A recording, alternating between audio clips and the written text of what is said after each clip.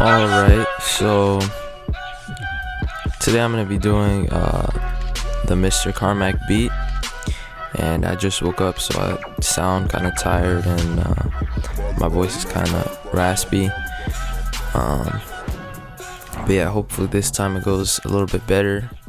So Carmack likes to produce in more of a faster BPM, so I'm going to set it to 130 about. And then this time around I want it to drop by this point right here, so I'm not gonna drag the intro out any further. But instrument I like starting with for a lot of songs is just the Rhodes, just to get a feel for the song. And I'm actually gonna turn down the volume a little bit, and I'm producing at -6 decibels right now, so that it'll be a cleaner mix when I'm done. But for now, the most important part is getting down a chord progression, I think.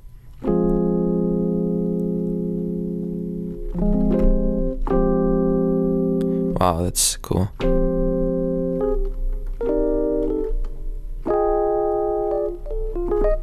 So last time I made the mistake of making a really slow chord progression. His stuff tends to be faster. Like so. Something like that. If this drags on too long, I might just skip forward a little bit. But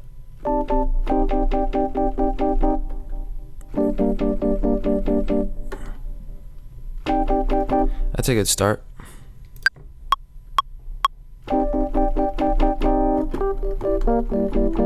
Oh shit, I can't really see my keyboard because the mic is in front of it, so should probably move it up and sit in an upright position.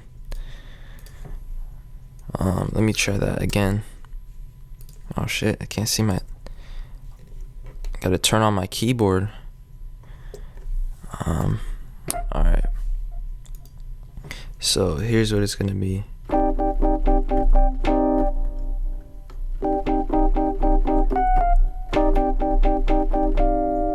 Oh, I like that.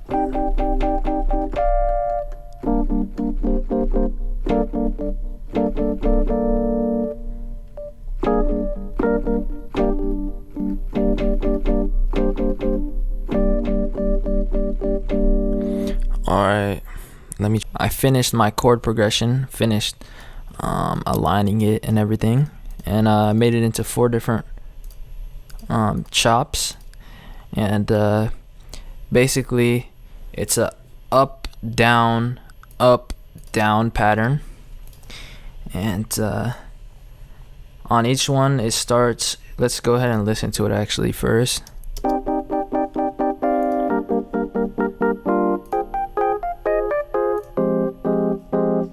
So kind of an unconventional kind of progression, not typical up down kind of sound, and that's kind of what you want when you're doing this kind of Carmack type of stuff. But basically it starts out as this chord right here, as you can tell.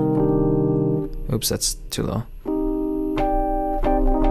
But then I bring the top one down right before I switch to add tension, and I don't know if you would call this flattening it, because as you can see, there's G and then there's G sharp.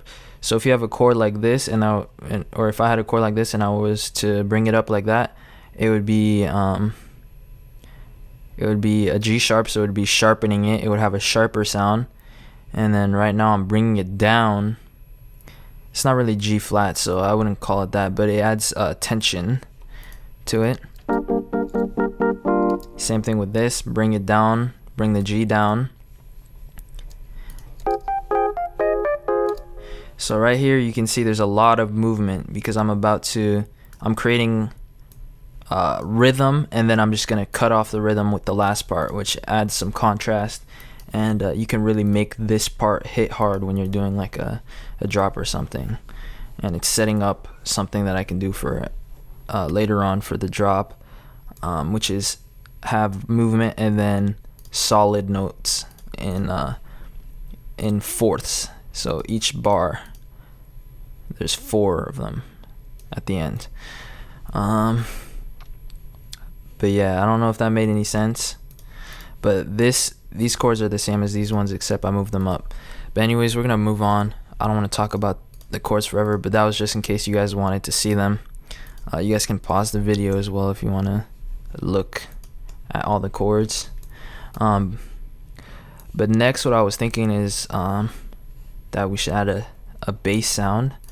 So that's what I'm gonna do. So I'm getting square or saw waves, turning up the amplitude on both of them, and I'm just gonna start over.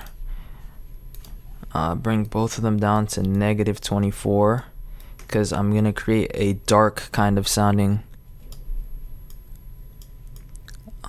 bass. And oh my god, I can't even see. 24 on this one as well. We're gonna detune one upwards and the other one downwards, so that they have a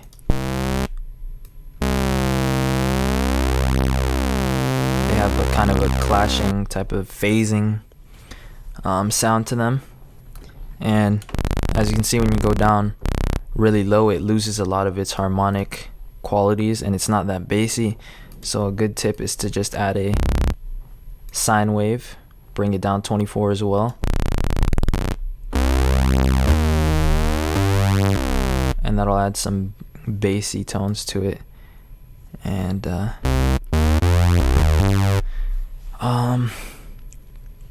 next part is add some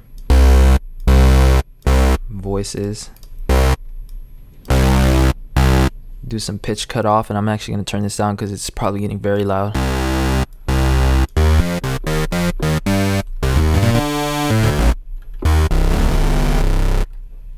And then it's going to be a legato sound.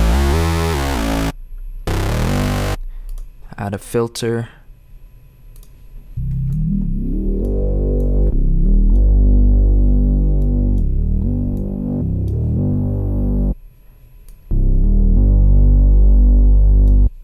And what we're gonna do is also add some movement with panning. Gonna add the LFO to this and have it go like this and put it near the center. So I'll have like a panning effect and have some different kind of movement to it.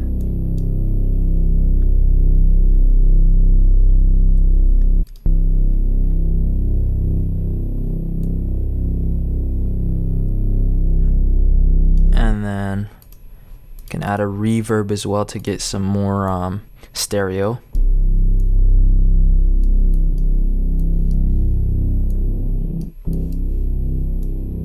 Not too much, so that's why I chose a small one. And we don't want to spend too much time on this, so I'm gonna add a little bit of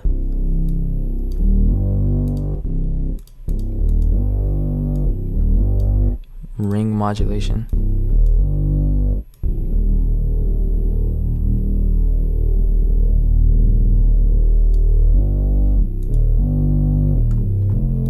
And then we have a bass sound. Turn it up a little bit. I feel like it's a little bit too bassy. I mean too wide. But it's alright. And this is gonna be kind of like a build-up kind of bass line or whatever. So we can go ahead and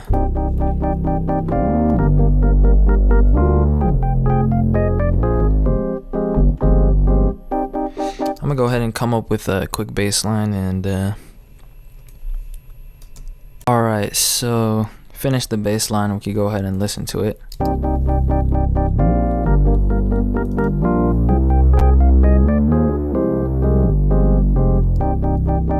And that's one of them. This is another one that I came up with.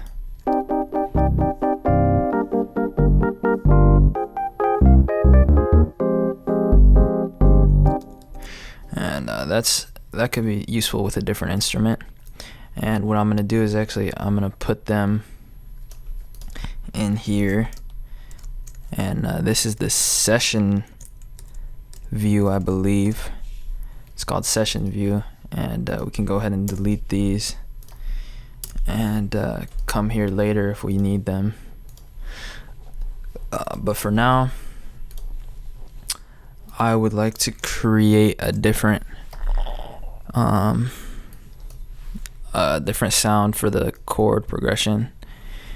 We can be more creative than just using the Rhodes, the electric piano, and what we can do is come up with a more creative way to play this this rhythm of sounds that we have right here. And I'm thinking more of a saw kind of sound.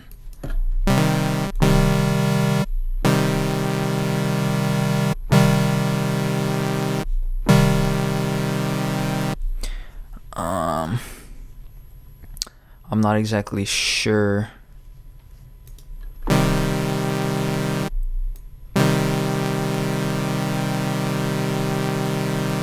Have some of these a little bit detuned.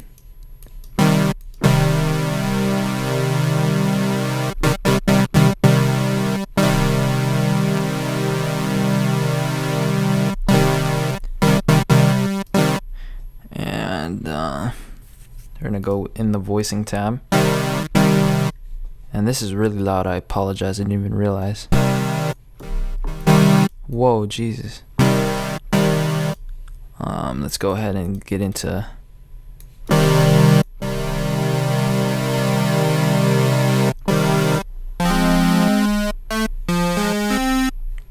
that tab right there.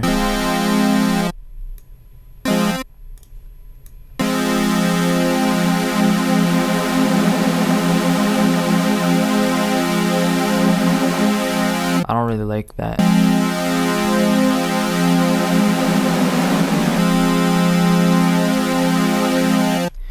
And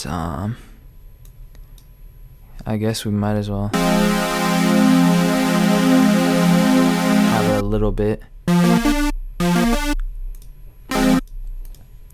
And we're actually gonna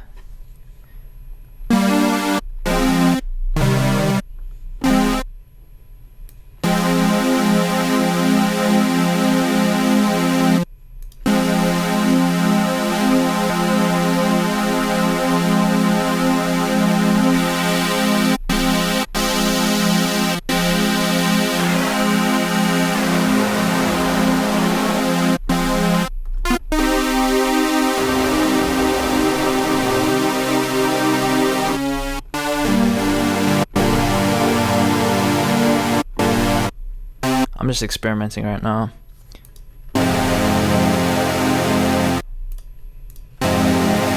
Sounds a little bit weird, to be honest.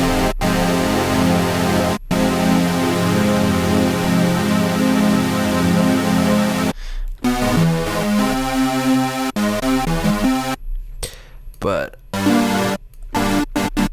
okay, I guess that works.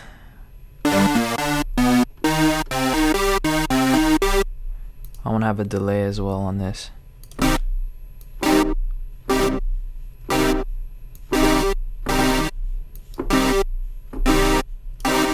I think that's the wrong type of delay.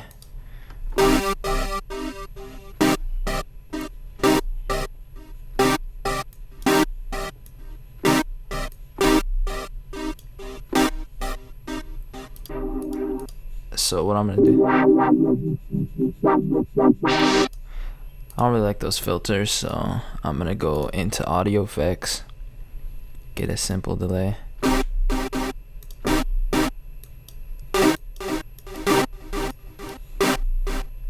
get an auto filter. And this is kind of a thing that I did on a different song that I was working on.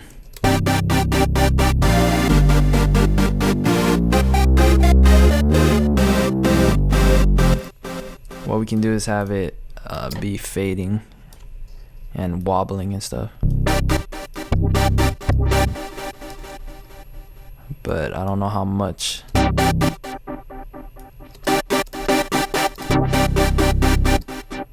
I kind of want it to be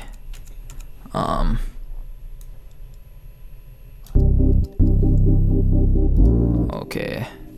I want it to be low. My batteries are dying out apparently. Jesus Christ, I can't. Okay, so I can't speak and I can't freaking focus. I kind of want to have this kind of thing going on right now.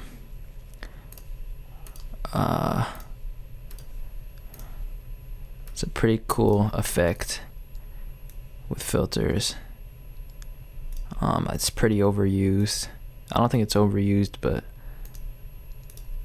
it could sound pretty cheesy or pretty good. It depends. It could work with volume as well.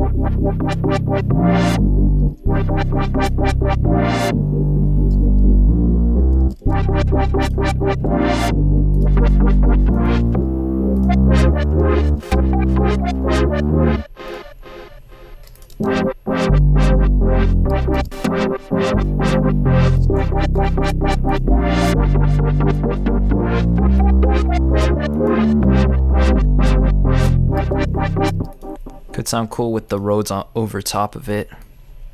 You never know. Sometimes things can sound bad, and then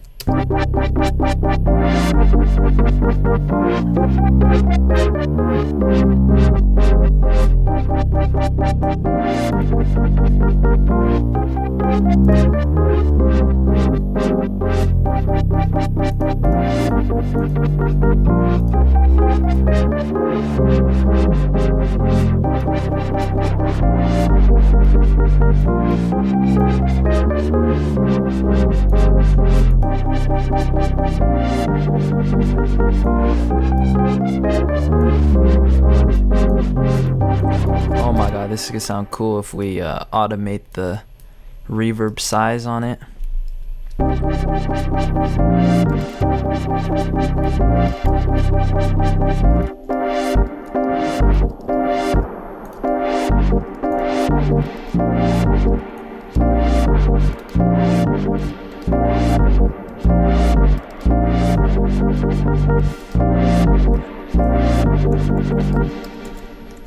I don't know exactly how I want to do that.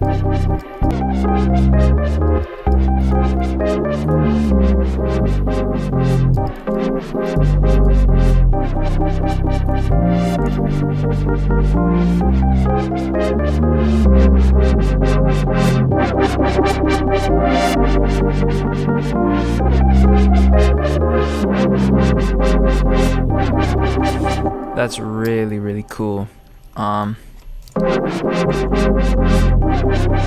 So creative stuff like that will make you sound more it'll make you sound more different than other producers, and be creative with that kind of stuff, and you'll stand out a little bit more than if it was just like this.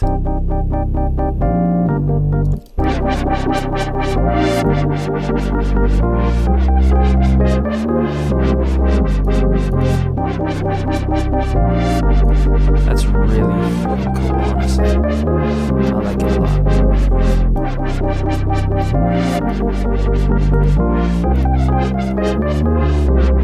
lot. So kind of pitch modulation going on with the reverb size, and that's something Carmack does a lot, is pitch bending with his instruments. And real quick, I'm just gonna go ahead and think a little bit about what I think could come in next, so you don't have to wait and deal with me like struggling to speak while I'm doing some cool stuff and like thinking and stuff in my head. So I'm gonna go ahead and think a little bit. Well, I believe that, okay, so from now on I'm gonna try to speak up a little bit and be less into the freaking song, and be more pronounced with my speaking. But I think that from now on I'm gonna move on to the drop. So this is a strategy that I use, which is just loop one section, don't worry about arranging, and then move on to the next part, which is gonna be the drop. So within this whole section right here is gonna be the drop, and then we'll worry about arranging this and stretching it out later. But basically, so something Carmack likes to do is I'm starting to get kind of carried away with this progression stuff, making it sound more like a Seri type track than a Carmack type track.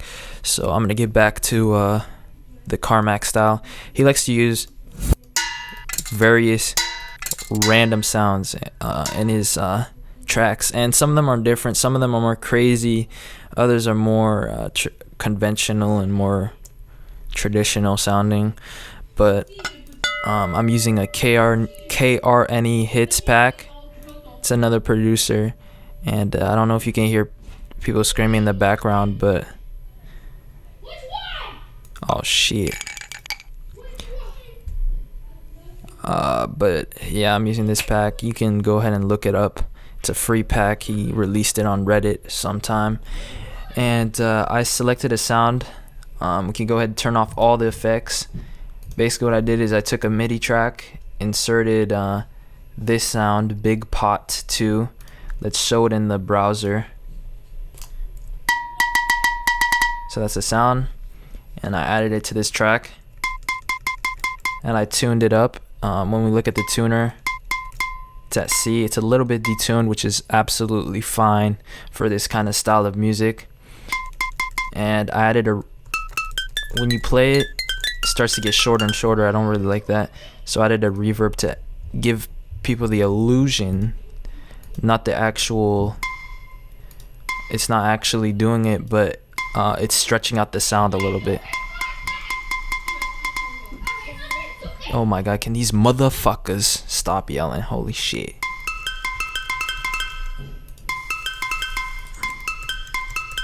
Alright, stretched out the sound, and I'm adding a delay as well. Let me go ahead and get another delay, a fresh one with no parameters on it,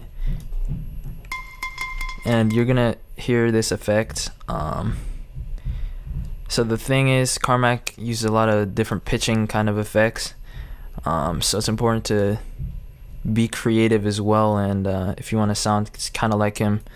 And one of the features of the delay is the repitch mode. I'm not exactly sure how it works, but I changed the time, and I changed it from sync to time, so I can have direct control over it. And this is an effect that you may have heard in Escapism by Sam Galatry. Let's turn up the feedback a little bit.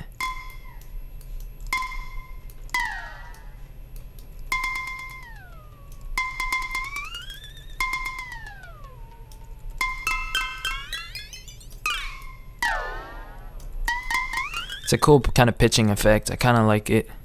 And I had it just right earlier.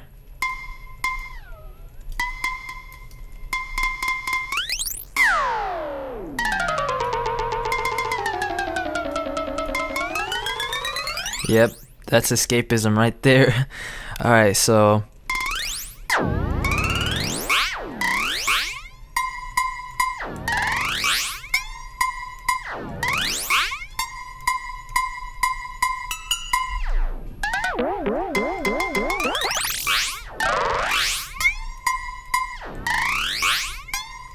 So I kind of want to have that as an effect. So we're just going to record something real quick.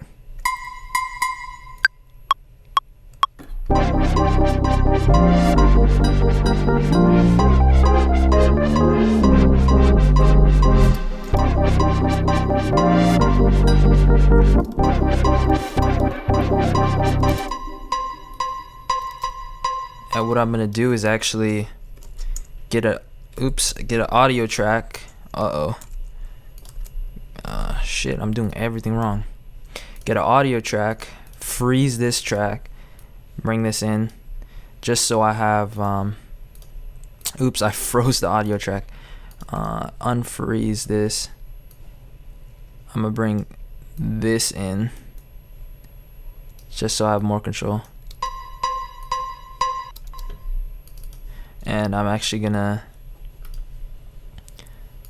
unfreeze that and then get the simple delay from that track and put it here.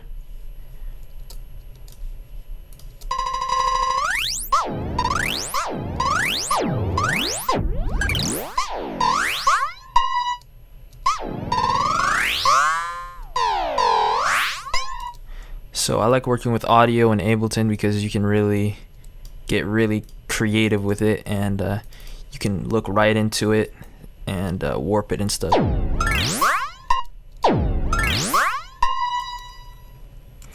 I want to get the warp markers placed down. And deleted that other section that I made, and I came up with something else.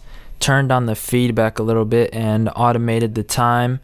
Actually, I recorded this, made sure it worked with the beginning part of the song because we want the whole thing to be coherent. That's probably the most difficult part, is making this kind of crazy wonky, yes, I said wonky sounding stuff, making it work together with the rest of the song. So I made sure this worked.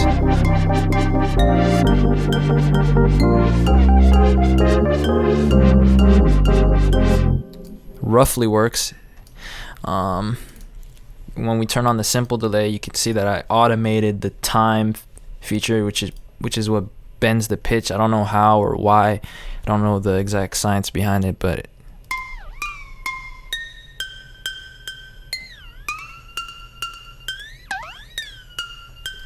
so yeah, just wanted to create a weird kind of wonky sound. And what we can do is unfreeze this. We'll close this. Can use it for later for different parts. But now what matters is matching this up, matching the timing up with the rest of the song. So what we're gonna do is insert. I don't actually know how to do it so that it inserts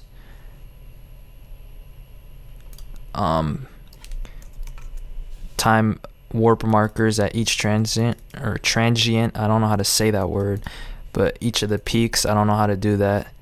I forgot, so I'm just gonna have to do it manually.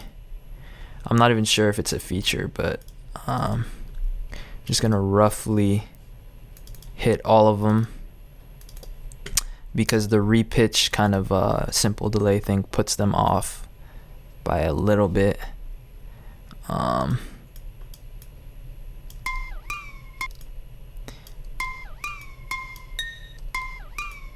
So we want to fix that, obviously. We can turn this back up to whatever volume we want.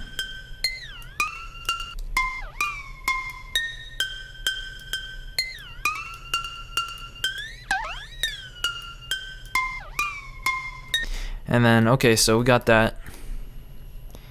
The next thing I wanted to do was create a classic super saw legato pitch bending sound using massive, and you're gonna see what I'm talking about in a second. I don't really know, I don't think there's a name for it, but it's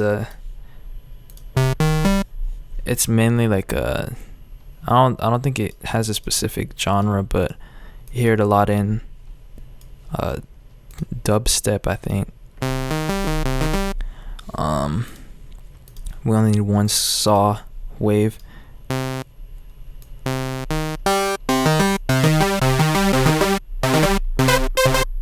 Alright, that's good enough.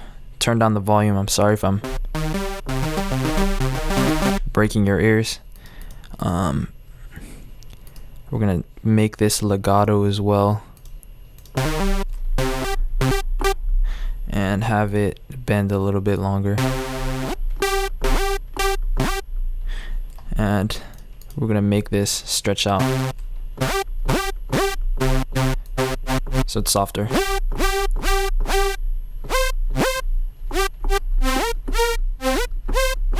So that's roughly the sound we're going for. To be honest, we can go ahead and add different effects later. I'm not exactly sure what kind of distortion would do anything, or what kind of things I can use that would make it sound better. I think a flanger.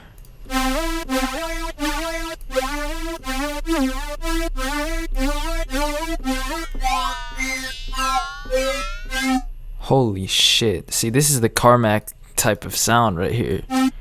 I wasn't even trying to make that kind of stuff,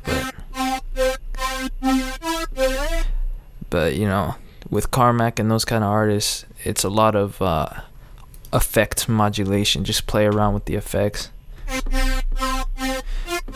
But okay, so that's not even the sound I'm trying to make. For this kind of sound, you need reverb. Turn it all the way on. I think the flanger or whatever it's called is doing too much right now. I feel as though the volume is really low now. Turn up all the... Let's kind of have the chorus all the way up, turning it up all the way, and then I'm gonna bring it down a little bit.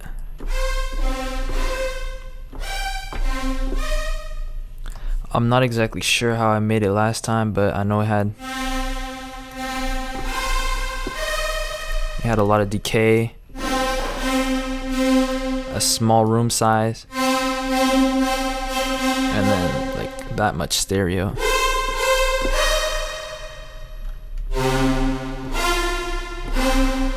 And then it's a higher kind of octave sound. Just a cool pitch effect. And then we can go ahead and play it.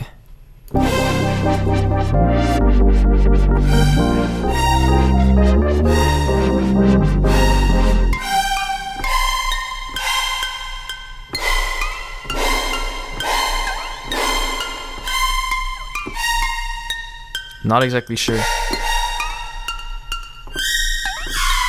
how I'm gonna incorporate this into the song.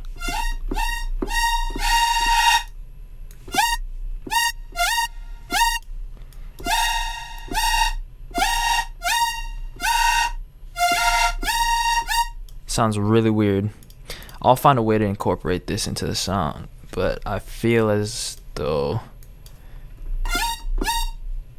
I'm doing something wrong.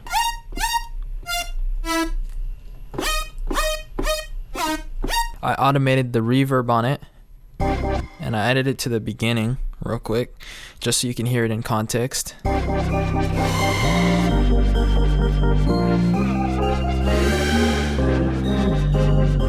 So that's basically it right there. And what I actually did is that I bounced the audio to this so I could see it in this format. And we can go ahead and turn this off. And I added a delay, a simple delay to the track, and then you can hear it. It's gonna have a delay effect, obviously.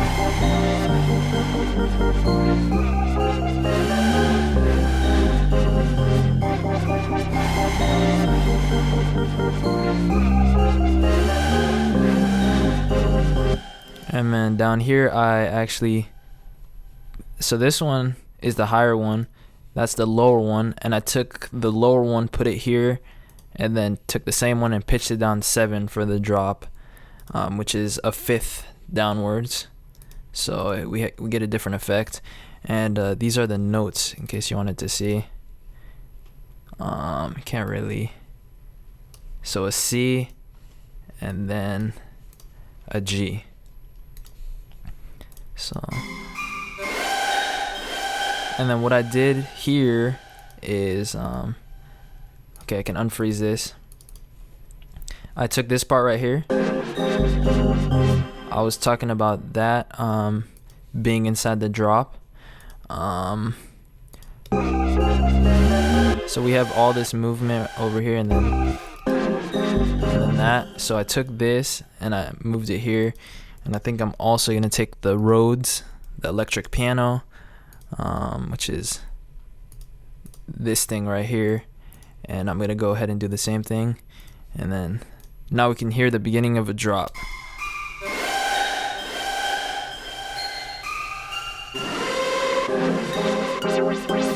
So that's just the beginning. We can do some pretty cool funky stuff with that.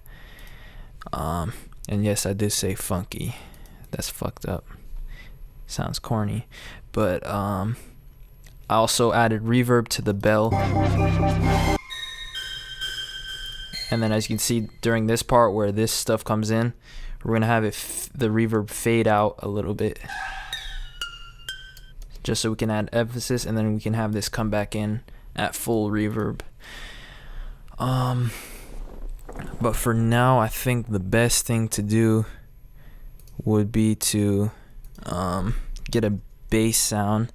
I don't want to start working on drums too soon because you don't really have a feel for the track yet. So when you start doing drums too early, it could really mess it up unless your focus is the drums. So you have to remember to start with whatever your focus is. Before we start worrying about bass instruments, we need to add another thing, another harmonic kind of instrument. And I feel like I'm gonna start with something like Contact and layer some synthesized instruments over top of Contact. But for now, I'm just gonna pick out an instrument, and I'm not exactly sure what exactly I'm gonna use, but I'll be back with something cool. Contradicted myself a little bit. I made the bass line actually, and I actually added drums as well, some really basic ones, just the kick and the snare, just to get a feel for the track. But also I got rid of this bass, this part right here, because it just wasn't sounding good anymore.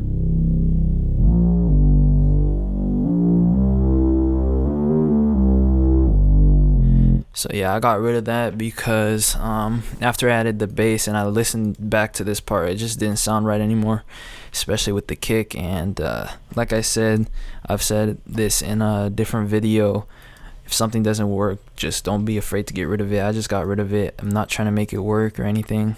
Maybe we'll use the bass later on, which is why I didn't delete that. But I did add a Contact instrument.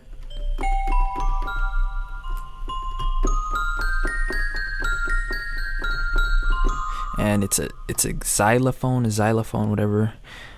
And I added it at the beginning as well. And what I did is, here, I gotta turn up the samples on this, on the sample rate, because, or the buffer size, because it's way too, it's being really slow right now. I changed this so that it would just be 4 instead of this, and I added that there. And something I didn't go over is that I made the resonance come up, and what that does is it adds more emphasis to the to the wobble. So right now I turned the resonance all the way up, so you're gonna hear it. But obviously you don't want it that high. It's kind of painful to listen to. So 50% or around 40% is good, which is what I did. But we can go ahead and listen to the intro as well. I added this right here.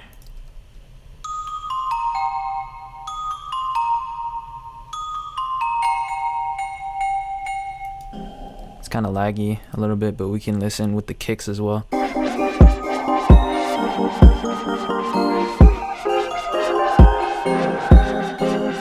And also as well, I added a filter to this, a low pass, just so that we can have this fade in at the intro, because we don't want this full blast in the intro. Doesn't sound too bad, but maybe we'll change that later. But for now, okay, now we can listen to the drop a little bit without the bass.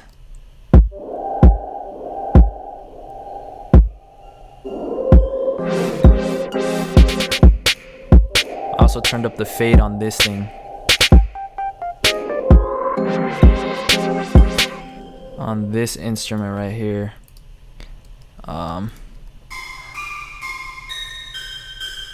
Because I didn't want the full thing playing throughout. But anyways, this is the bass that I added as well. I'll put it in.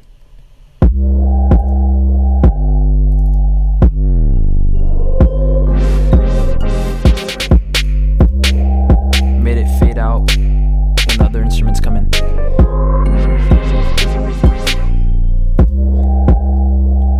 So now we got a really nice outline. And we can add other drums as well. But obviously we're lacking one or two instruments. I can just hear it right in the center. We got the lows, we got the highs, we got the chords. We're just missing a main lead. It's gonna be one of those crazy Carmack leads.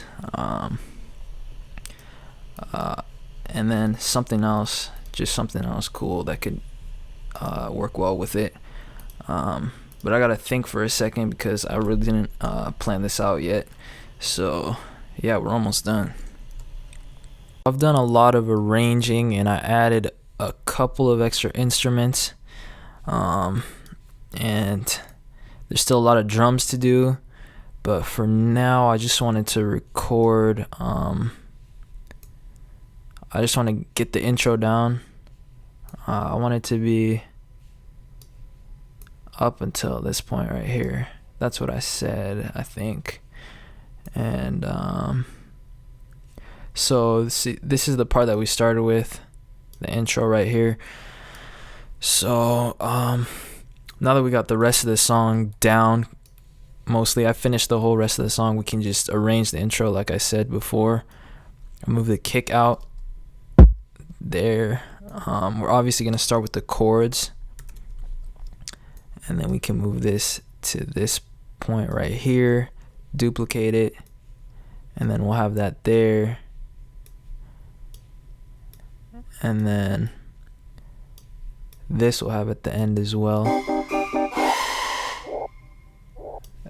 And then we can have these two here, duplicate them, and we're gonna have this fade in, this auto filter fade in twice as long, and then we can get rid of that little slice. I don't know what that is, but let's go ahead and listen.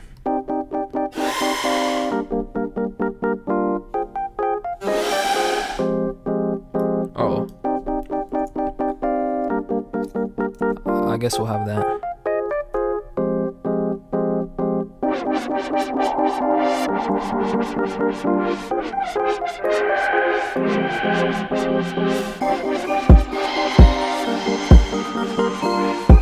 We'll have more drums right there.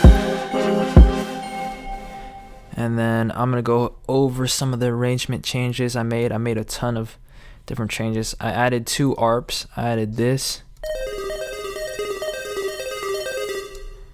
right over this thing right here.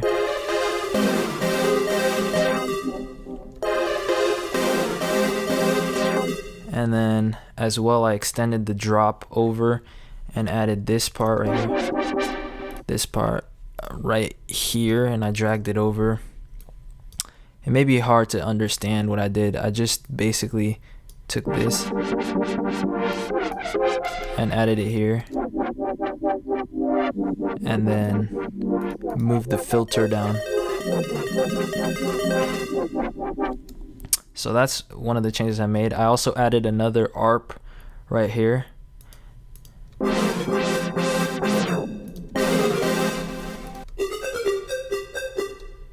And then it goes crazy at this second part of the drop right here. I went full Oshi / Carmack mode. So let me go ahead and label the second part of the drop.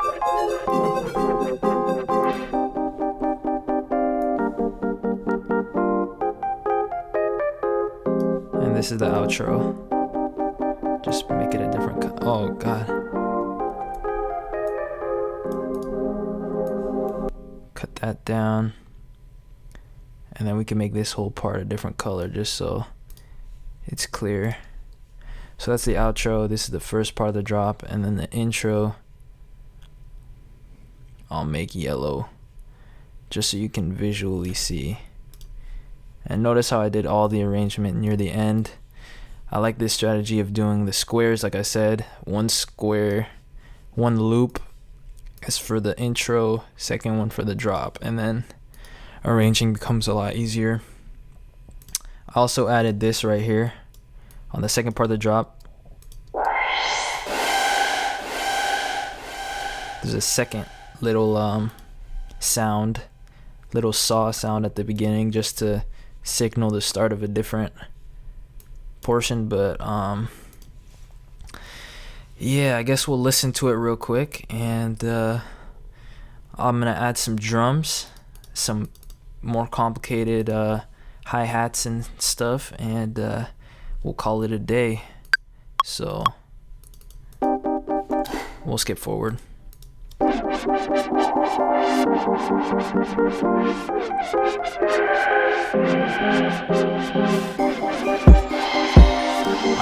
I also added a lead right here.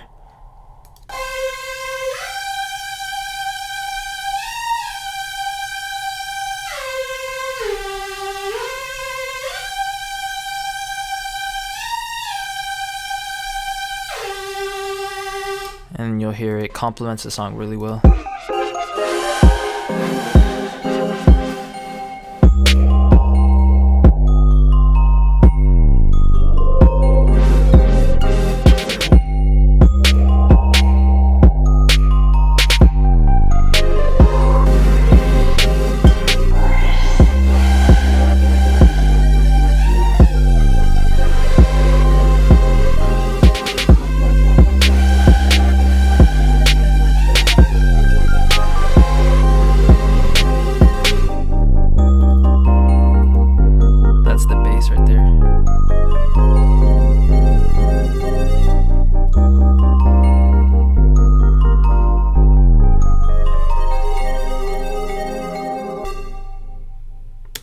And I guess I'll add some drums, and I'll be back, and that's the final product.